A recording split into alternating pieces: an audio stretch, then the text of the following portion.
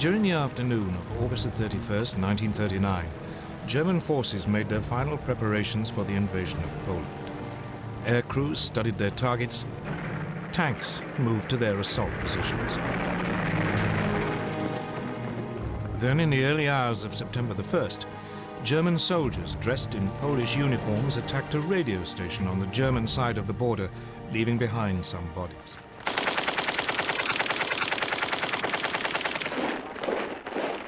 This was the aggression which Hitler later used to justify his attack.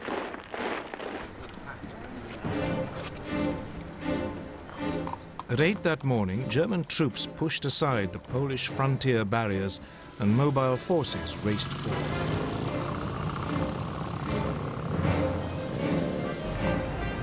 Two days later, on September the 3rd, Britain and France declared war, honoring their promise to stand by Poland. But by then, the Poles were in deep trouble.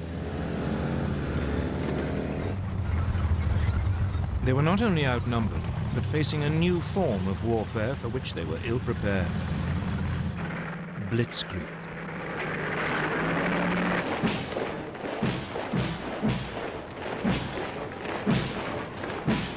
In 1939, the German army consisted of 1.5 million men.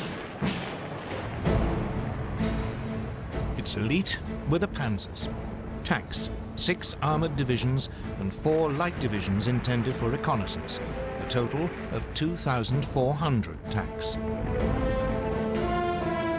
These had been designed to break through an enemy's defenses and strike deep, cutting communications and spreading confusion.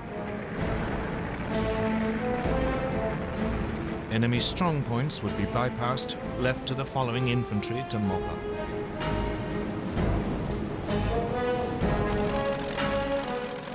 The new German Air Force, the Luftwaffe, was also designed for blitzkrieg. It had 2,500 aircraft lined up against the Poles. The most notorious was the Junkers Ju-87 Stuka dive bomber. It was a form of flying artillery, making pinpoint attacks in support of the fast-moving ground forces. The Poles could muster just 600 planes. On the ground, it was just as bad. Poland's army was just 500,000 strong. It had only 880 tanks. It even had 11 brigades of cavalry, lances and horses against army. But it wasn't just numbers that gave the Germans their advantage. They used their panzers in a radically new way, as separate, hard-striking units. The Polish tanks were dispersed to support their infantry. The Poles' task had been made even more difficult by the German takeover of Czechoslovakia. The west of the country, including the capital Warsaw, was now surrounded on 3 sides by German-controlled territory. This geographical advantage was essential to Germany's grand plan. The task of the first thrust of the tanks was to create an initial breakthrough. But actually winning the war depended on deep pincer movements designed to surround and crush the enemy.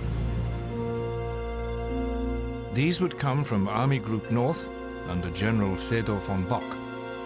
He would launch 2 thrusts from northeast Germany and East Prussia.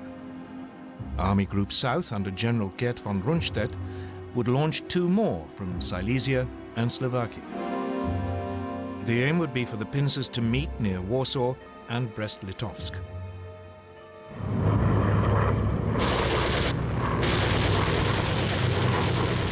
From the start, it went well for the Germans.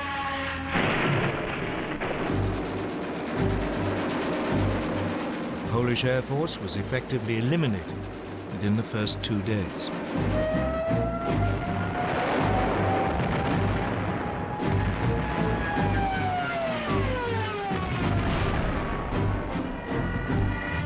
The panzers cut through and struck deep.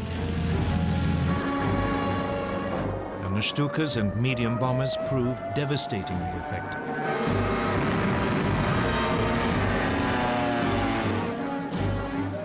The Poles were sliced apart, pinned into pockets which yielded vast numbers of prisoners.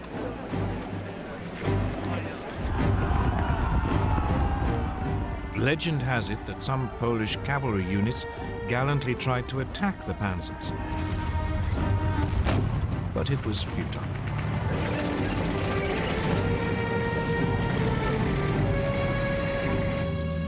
They were just brushed aside. By September the 8th, the inner pincers had met up. German troops were advancing on the outskirts of Warsaw. On September the 17th, the outer pincers met at Brest-Litovsk.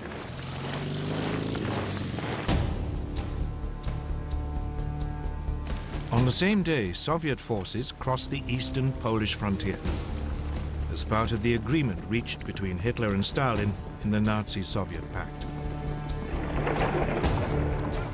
The Polish army was now in full retreat, its government fleeing abroad. Warsaw, however, fought on.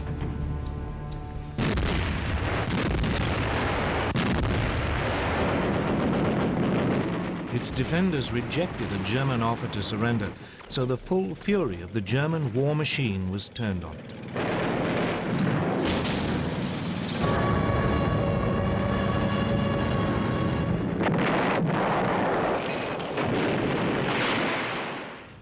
Watching it all was Adolf Hitler, who had followed close behind his conquering army.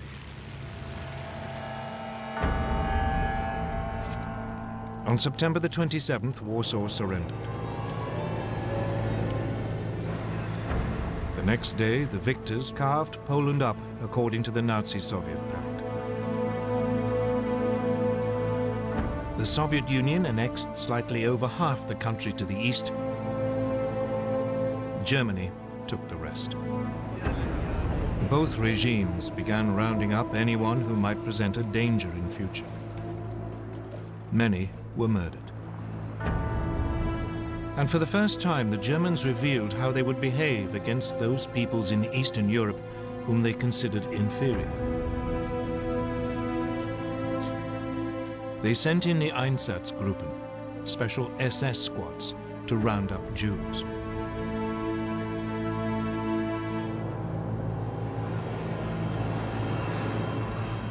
Most were forced into ghettos in the major cities, where they would be starved to death. Others were executed on the spot.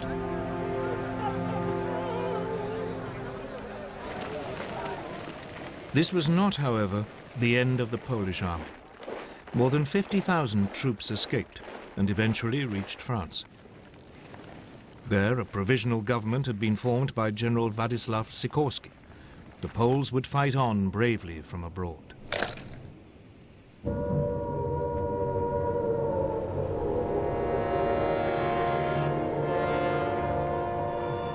In Britain, the air raid sirens had sounded within minutes of Prime Minister Neville Chamberlain's announcement that hostilities had begun. In fact, despite their politicians' guarantees of Polish sovereignty, Britain and France had done very little to help Poland. As Hitler had gambled, they had no idea what to do once they had actually declared war. Both countries had begun mobilization. Air raid precautions were speeded up. Anti-aircraft guns were placed in major cities. Shelters were erected. Soon, children were being evacuated. Everyone had to carry gas masks, and a blackout was introduced. The British Army began to deploy its 100,000-strong expeditionary force to northern France. French troops did advance a little way inside the German border, but they refused to move beyond the protective cover of artillery range. The initiative was still firmly in Hitler's hands.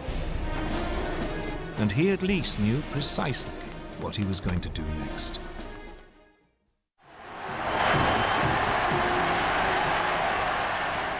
The Blitzkrieg against Poland had been a stunning success for Adolf Hitler. He had subdued an entire country in less than 4 weeks, and he was hungry for more. So he ordered his generals to plan to attack the British and French in November 1939, less than 2 months after the fall of Poland. His general staff was appalled. The bulk of the German army was still out east and had to be moved west. And there had been some serious losses in the Polish campaign. Lessons had to be learned. Polish anti-tank guns had destroyed a division's worth of the lightly armored panzers. A quarter of the aircraft used had been lost. The panzers were too light and unreliable, and they had frequently outrun both their supply columns and the marching infantry. Reluctantly, after furious arguments, Hitler agreed to wait until the following spring.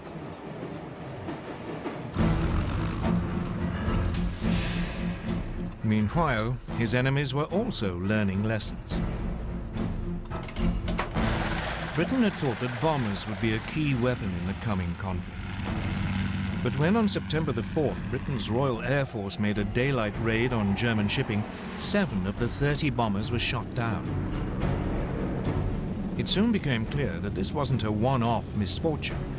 In some raids, over half the aircraft were lost. British bombers just weren't up to the job. So the RAF switched to night raids, and they decided to drop not bombs but leaflets, so as not to provoke retaliation.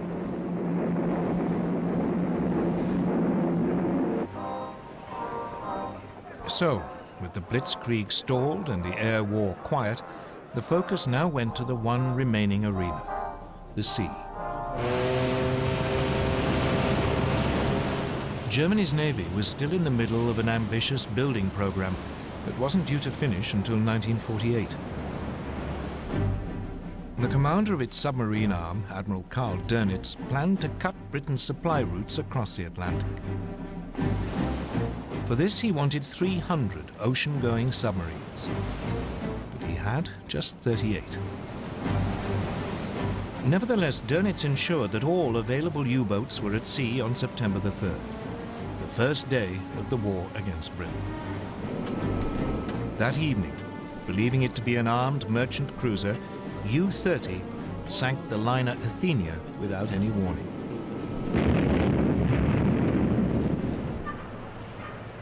A 112 lives were lost, including 26 American citizens. The Royal Navy dwarfed its German counterpart. It had 12 battleships. Germany had none. It had 5 aircraft carriers. Germany, again, had none. So after the Athenia, Britain declared a total blockade of German ports.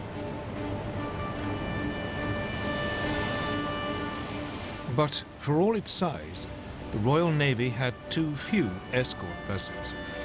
Many merchant ships had to sail alone. And by the end of 1939, more than 100 had been sunk.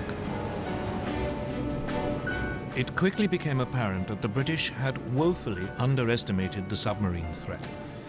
On September the 17th, U-29 sank the British aircraft carrier Courageous.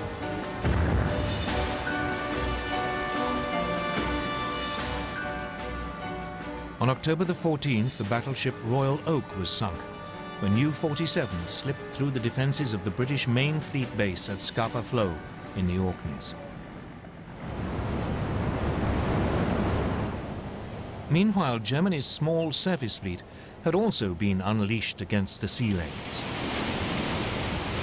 In the North Sea, the battle cruisers Scharnhorst and Gneisenau intercepted a convoy on November the 22nd.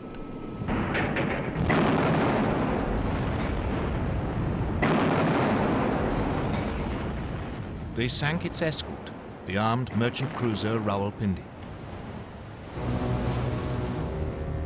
But it was the pocket battleship Graf Spee which caused the greatest problems. Designed specifically for commerce raiding, its 11-inch guns could overwhelm any ship fast enough to overtake it, and it had the speed to escape from any battleship. The Graf Spee had slipped away from Germany before hostilities began. Soon it was cutting loose in the South Atlantic and Indian Oceans. Finally, 3 British cruisers, Exeter, Ajax and Achilles, intercepted it off the River Plate on the east coast of South America. The British ships damaged the pocket battleship so badly that it had to take refuge in the neutral Uruguayan port of Montevideo. The Germans were then fooled into thinking that a more powerful British force had arrived. When the Graf Spee was commanded to leave port, her captain scuttled her rather than risk annihilation.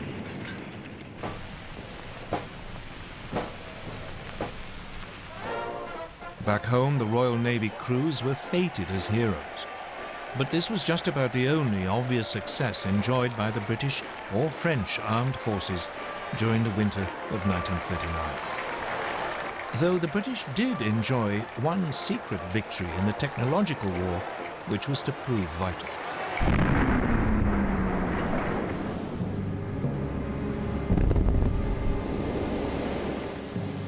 As soon as the war began, Britain began to lose large numbers of ships to German mines. What was so mysterious was that the ships didn't seem to have actually struck them. The mines had simply exploded as the ships passed nearby. Then, on the night of November the 22nd, 1939, a German plane was spotted dropping a mine at low tide in the Thames estuary. Disarmed and rescued from the mud, the mine was found to be set off by the magnetic signature of a ship passing close by. The solution was to reduce a ship's magnetic signature by hanging a copper cable round the hull and then passing an electric current through it, a process called degaussing. Once degaussing was applied to all ships, the danger from the magnetic mine was massively reduced. But otherwise, as 1940 began, the war was quiet. The two sides did little during the winter except to patrol, train, and try to keep warm, for it was a particularly cold one. An American journalist called it the phony war. For the Germans, it was the Sitzkrieg.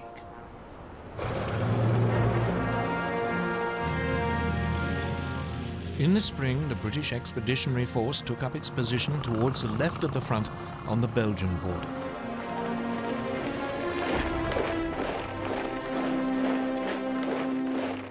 But it was dwarfed by its French ally. France had some 100 divisions along the Belgian and German frontiers or in reserve nearby. This imbalance meant that the British commander, Lord Gort, had to go along with the ideas of the French general Maurice Gamelin. And these were entirely defensive. French hopes were pinned on the massive ramparts of the Maginot Line. A series of fortifications, it ran from Switzerland to Belgium along the French-German border. The Maginot Line was considered to be completely impassable and would ensure that French territory remained safe. But otherwise, the Allies had no idea of how actually to defeat Germany. Instead, they brought up their forces and prepared for a repeat of World War I. They would blockade Germany to sap its strength, and they would dig in, ready to grind down the assault which they knew must come. None of their commanders seemed to consider that the Germans might have totally different ideas, or that the next moves might come in a completely different arena. Scandinavia.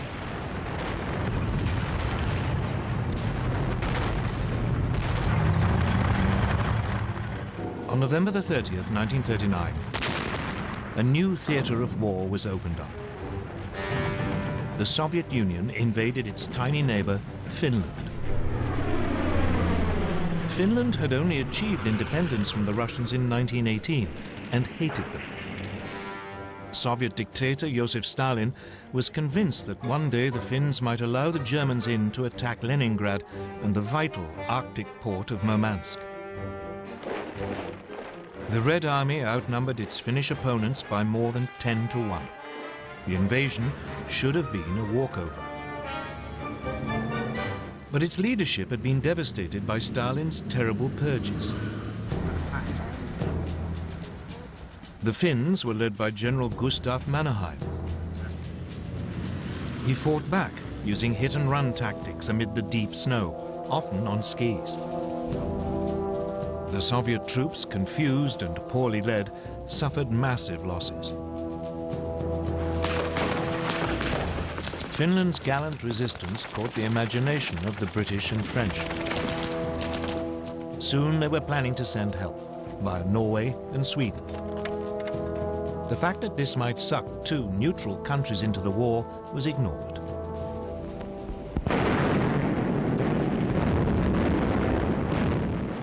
But a renewed Soviet offensive at the beginning of February broke the Finnish defensive line. In early March, the Finns had to cede territory to Stalin. By now, Hitler too had become interested in Scandinavia. The Nazi war machine relied on iron ore from Sweden. In the winter months, the only way it could get to Germany was via the Norwegian port of Narvik. If the Allies landed in Norway, this vital supply could be cut off. So he ordered plans to be prepared for an invasion of Norway. Denmark, which was in the way, would also have to be seized. The Norway theatre heated up on February the 16th, 1940. The British destroyer Cossack boarded the German supply ship Altmark in a Norwegian fjord to release prisoners.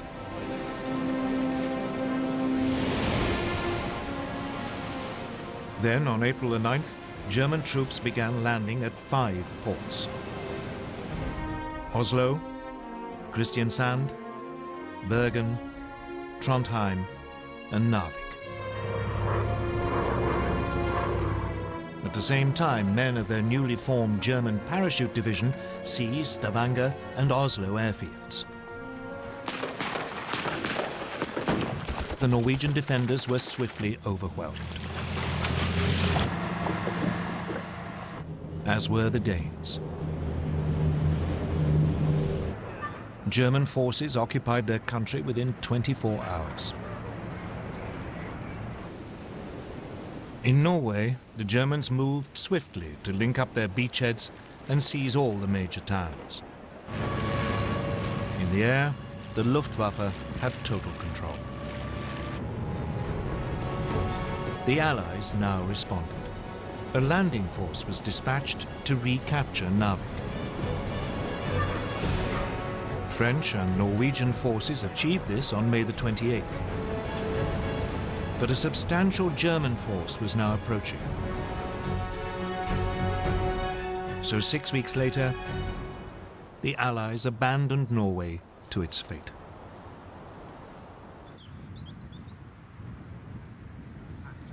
Hitler had spent most of that winter and spring at his country retreat, the Berghof in southern Bavaria. For him, the events in Scandinavia were a sideshow. Instead, he was preparing for his next major blitzkrieg against Britain and France. The first plan his generals brought him had a familiar ring to it. The Germans would advance into Belgium, aiming to swing down towards Paris. It was a repeat of the Schlieffen Plan, which the Germans had used at the start of World War I. The Allies were expecting this, and their main strategic discussion was how to prepare for it. When the Germans attacked, the Allies planned that their forces west of the Maginot Line would swing forward into Belgium to hold them on the shorter and more defensible line of the rivers Dyle and Meuse.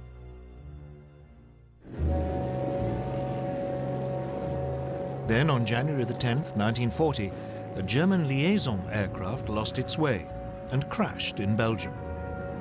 A copy of the German plan was found.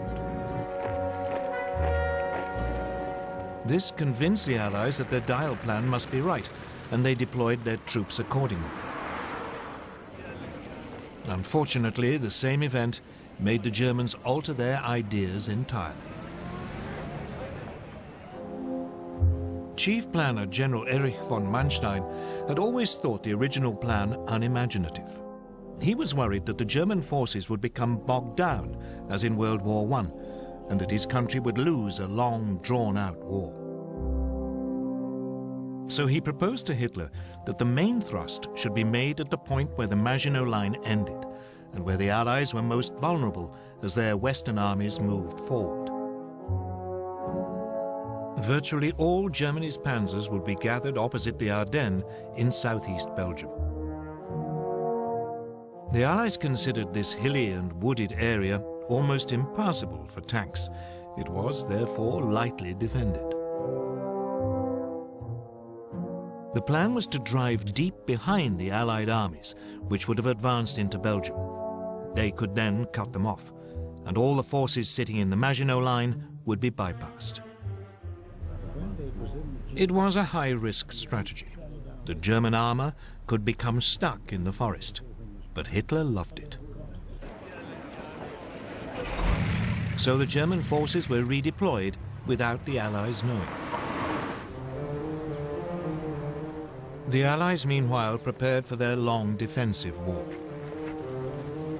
In addition to the formidable barrier of the Maginot Line, they had a slight advantage both in manpower, some 110 divisions available against 95 German, and in armor, about 3,000 vehicles against 2,700. The French also had the better tanks. Their 32-ton Char-Bay had both 75 and 47mm guns.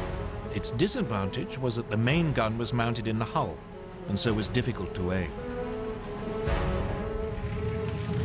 The other gun was in a one-man turret, from which the commander had to control the tank as well as man the gun. In contrast, the newest German design, the 17-ton Panzer Mark IV, had a 75mm gun in a spacious three-man turret, so its crew could work as a team, though only about 100 were available. The other main French tanks also had guns which matched those of their German counterparts, but again the French had the one-man turret. The one area where the Germans had a clear advantage was in the air. The Luftwaffe had 2,000 bombers, the Allies just 800. The Luftwaffe had 4,000 fighters, including the ultra-modern Messerschmitt Bf 109. They faced just 2,500, mainly older aircraft. The Royal Air Force did have about 800 excellent Spitfire and Hurricane fighters, but it was keen to keep them for home defense. But the main difference between the two armies was in philosophy. Everything the Germans did was focused on the possibilities of blitzkrieg. All their armor was grouped in 10 independent panzer divisions. But the French were preparing for a repeat of the static fighting of World War I. They saw tanks as infantry support and distributed them piecemeal instead of concentrating them. They had noticed the success of Germany's panzers in Poland, so they were assembling 3 armored divisions. But by the start of hostilities, none was fully operational. 2 totally different ways of military thinking were about to go head-to-head. Blitzkrieg against static warfare. The summer of 1940 would soon show which was correct. On May the 10th, 1940, Winston Churchill became Prime Minister of Britain. He couldn't have picked a worse day. That was the day Hitler chose to launch his blitzkrieg against France and Britain. At dawn, a whole German airborne division parachuted into Holland to seize bridges and airfields. Simultaneously, the massive Belgian fortress of Eben-Emael was assaulted. Paratroop engineers were dropped on top by swooping German gliders. They swiftly silenced its guns. Meanwhile, the Luftwaffe attacked Dutch and Belgian air bases. Then the frontier barriers were pushed aside. And Hitler's Army Group B, under General Fedor von Bock, now drove into Holland and Belgium.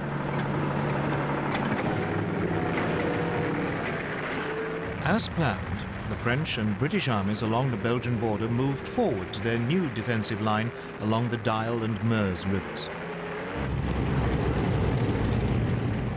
But none of the Allied commanders seemed to have noticed that German Army Group A, which had the bulk of the panzers, after brushing aside the Belgian frontier troops, had now begun driving through the hills and woods of the Ardennes to their south.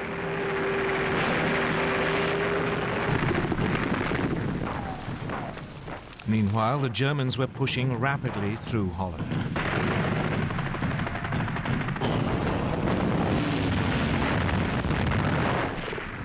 The obsolete Dutch army was no match for the highly tuned German war machine. And it was under continual heavy air attack by the Luftwaffe, which roamed the skies unchallenged. On May the 14th, the Germans demanded the surrender of the port of Rotterdam. A large force of bombers took off as the Dutch hesitated. While they were airborne, the Dutch agreed to surrender the city, but apparently a recall message never reached the bombers.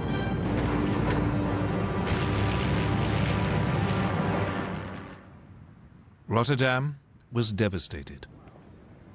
The Dutch capitulated the next day.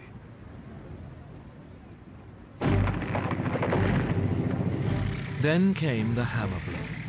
The thing that British and French planners had thought impossible had happened. German panzers were through the Ardennes and had reached the Meuse by the evening of May the 12th.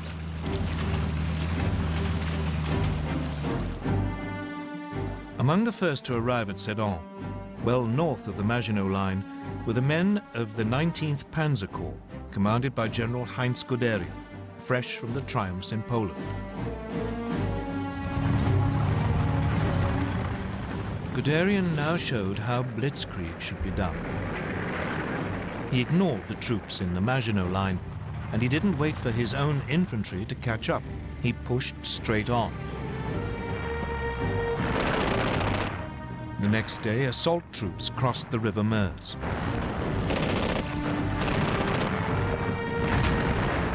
Engineers began building bridges for the armor while under heavy French fire.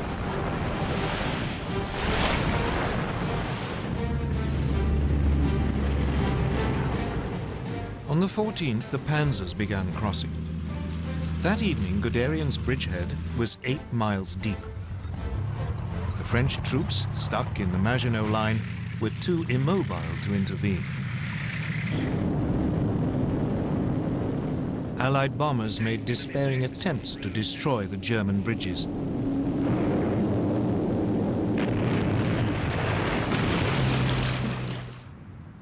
But most were shot down.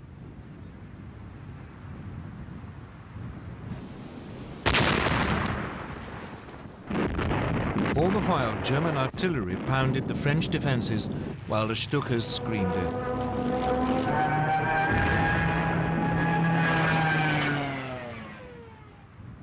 Just 3 days after the attack had been launched, the French defenders around Sedan broke. Guderian's panzers began racing westwards. By nightfall, they had advanced more than 40 miles behind a northern group of Allied armies. These had been holding firm on the Dial line, but now the French Supreme Commander, General Gamelin, realized that they were about to be encircled. He ordered them to fall back. This sudden decision to withdraw bewildered the Allied troops, who had no idea what was going on behind them. As they fell back, they were hindered by a growing flood of refugees clogging the roads. That day, the French Prime Minister Paul Reynaud phoned Churchill. He said, "We are beaten. We have lost the battle." But for all the brilliance of the Blitzkrieg, the Germans were vulnerable. As the panzers raced westwards, they created an ever longer corridor just a few miles wide. The Allies realized that this was open to counterattack. The bulk of the German army was still totally dependent on horsepower or its own feet for transport, so the gap between the rampaging panzers and the follow-up infantry grew with every hour. On May the 17th, Colonel Charles de Gaulle, commander of one of the newly formed French armored divisions, made the first of 2 attempts to cut through the German line near Crécy. But the cumbersome French command system meant that units were sent into battle piecemeal, not in a coordinated thrust.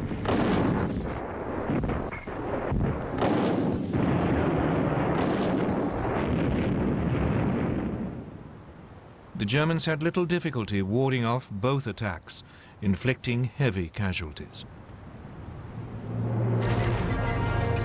It seemed that nothing could now stop Guderian.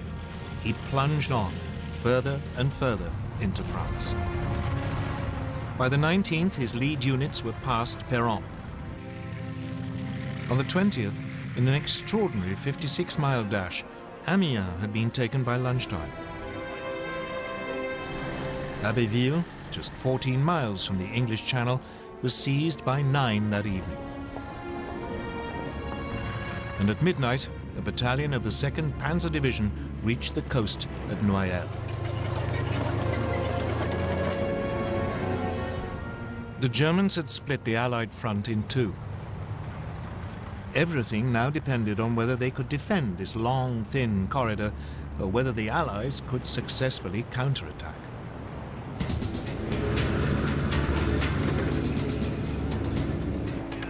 So now the British got ready to break the German lines. On May the 21st, 2 armoured battalions prepared to launch an attack south of Arras. The British tanks were even more unsuited to fast-moving armoured warfare than the French. Their most effective machine, the Matilda II, had been designed for infantry support. Though well armoured, it was slow and undergunned.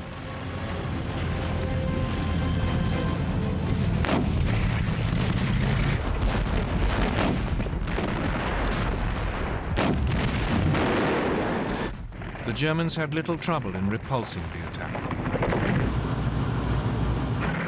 But it did have an effect. By now, the German High Command were becoming worried by their extended lines of communication. So, for the time being, driving south into the rest of France was put on hold until the infantry had caught up. The priority was to turn north and eliminate the British Expeditionary Force and the French First Army fighting beside it. On May the 22nd, Guderian and the panzers began their attack to destroy the Allied armies. These were now pulling back to the ports of Boulogne, Calais and Dunkirk, but they were trapped. On May the 23rd, General Alan Brooke, commander of British II Corps, wrote, "Nothing but a miracle can save the British Expeditionary Force." 2 days later, the Germans seized Boulogne.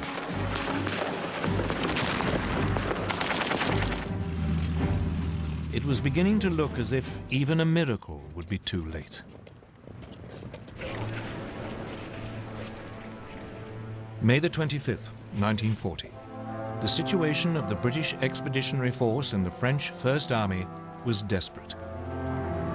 The port of Boulogne had been overrun. German troops had isolated Calais. The British were being forced back to the port of Dunkirk. Lord Gort, the British commander, advised his government that the only hope of saving even a fraction of his troops was to organize an evacuation by sea. But as the dive bombers screamed down and the panzers were poised for the final assault, evacuation seemed a forlorn hope. The British anticipated that Dunkirk would be overrun within a day. But unknown to the British, Hitler and the German High Command had made a decision which was to save them from total annihilation. The Germans were only too aware that their panzer crews were exhausted and their machines needed urgent repairs. Those attacks by de Gaulle and the British may have failed, but they have shown very clearly how vulnerable the German lines of communication were. This was the great weakness of Blitzkrieg. So the High Command made a fateful decision. It decided to stop the panzers' advance to save them from further damage and wait for the infantry to come up. Only then would the Allied pocket around Dunkirk be eliminated. So the Blitzkrieg was halted and the panzers lay idle. They would not advance for 2 days, just enough to buy the British in particular a little time to prepare. As the tanks waited, the only major action was in Calais. There the British and French garrison refused to surrender. Instead, they had to be overrun in 3 days of bloody hand-to-hand fighting. When the panzers got going again 2 days later on May the 26th, the weather had changed.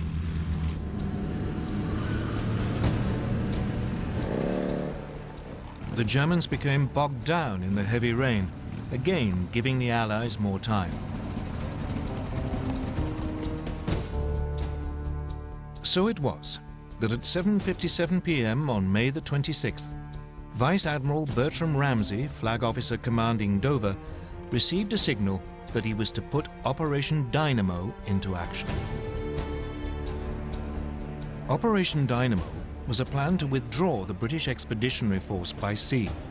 He had prepared it more in hope than expectation that it could ever be used. The following day, a makeshift fleet of destroyers, tugs, and passenger ferries crossed the English Channel. But by the end of the day, less than 8,000 of the over 300,000 troops at Dunkirk had been rescued.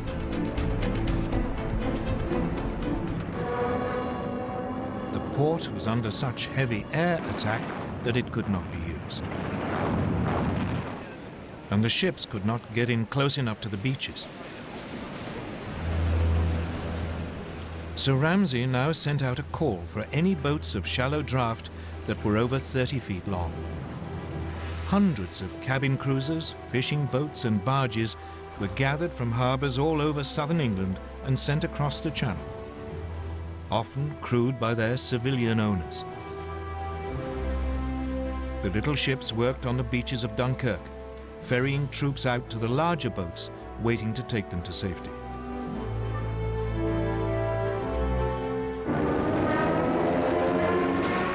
All the time, they were under constant air attack. The British Air Force threw every fighter it possessed into the battle to drive the Luftwaffe off.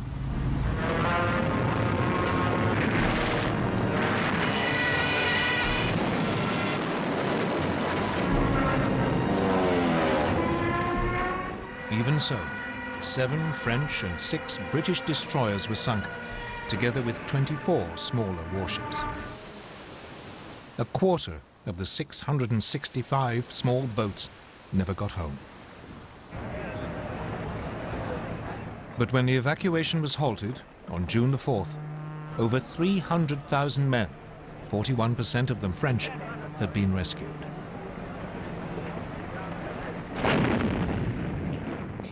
None of this would have been possible without the heroism of the French army.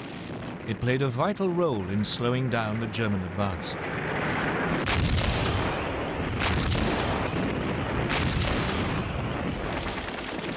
The French rearguard didn't leave its positions around Dunkirk until the last boats had pulled away from the beaches.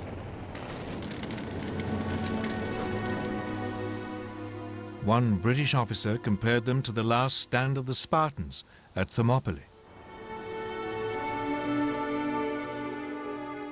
Even so, the British army had lost most of its heavy weapons. It wouldn't be fit to fight the Germans again for a long time. France still had to fight on, but it had lost more than half its army. Against them, the Germans had 92 divisions, including masses of armor.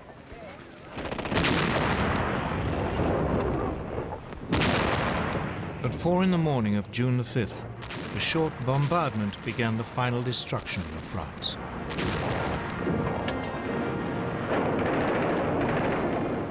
Assault troops crossed the Somme and the Aisne. At first, the French resistance was fierce, and the Germans struggled to break out of their bridgeheads. But, once again, the Luftwaffe helped crush the defenses. Soon the panzers were pushing south, and the trickle of surrendering French troops turned into a flood. By the 9th, the panzers had reached the River Seine, and the infantry were only a few hours behind. Once across the river, the Germans fanned out into the interior of the country. On the 14th, the German army marched into Paris.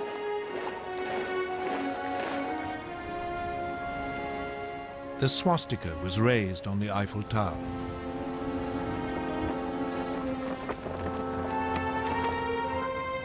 Hitler had secured the prize which had eluded the Kaiser in 1914.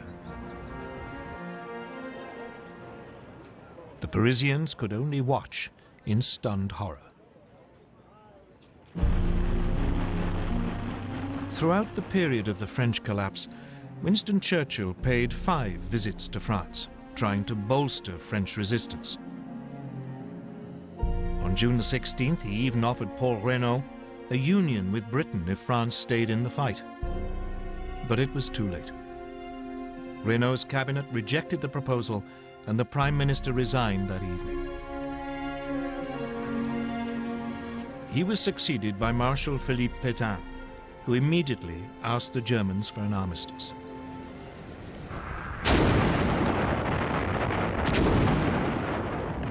It was only now that the Germans finally began to attack the Maginot Line, which had been left isolated. After a heavy artillery bombardment, the French defenders offered only token resistance before the German troops occupied the forts.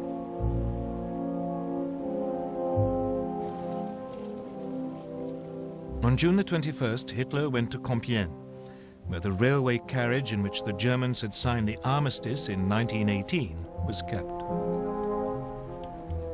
As a French delegation entered the carriage, he handed them his terms and then left.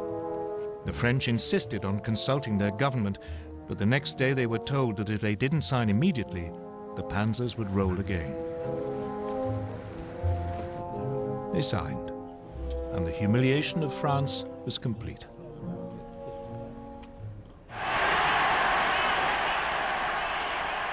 For Hitler, his control of Western Europe seemed absolute. He felt sure that Britain must now seek peace, and that soon he could turn to the next stage of his master plan. But even though the Blitzkrieg had achieved so much so fast, it hadn't won him the war. The British, battered and wounded, had escaped to fight another day.